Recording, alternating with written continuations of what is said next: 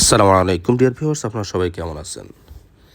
আমরা আমাদের চলার পথে অনেক সময় দেখা যায় যে কিছু মানুষ আছে যাদের কাছ থেকে আমরা এমন কিছু প্রত্যাশা করি আসলে যেটা তার কাছে কোনোভাবেই পাওয়া সম্ভব না।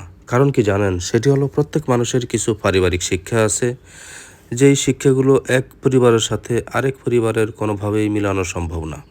আর আমরা আমাদের চলার পথে যখন সেই পরিবারের কোনো সদস্যের কাছ থেকে এমন কিছু প্রত্যাশা করি এবং প্রত্যাশা অনুযায়ী না পাই, তখনই আমাদের একে অপরের মাঝে হতাশা চলে আসে এবং সম্পর্কের অবনতি ঘটে। আমাদের সকলের জানা দরকার যে আসলে এক পরিবারের সাথে আরেক পরিবারের কোনোভাবেই শিক্ষার কোনো মিল থাকবে না। আপনি যার কাছে যেটা চাইবেন সেটা আসলে তার কাছে নাও থাকতে পারে।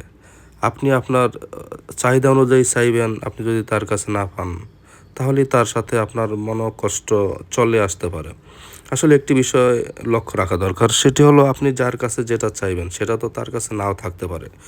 অযথা আপনি কারো কাছে এমন কিছু প্রত্যাশা করবেন না যেটা তার কাছে নাই, আপনি তার কাছে সেটা প্রত্যাশা করতেছেন।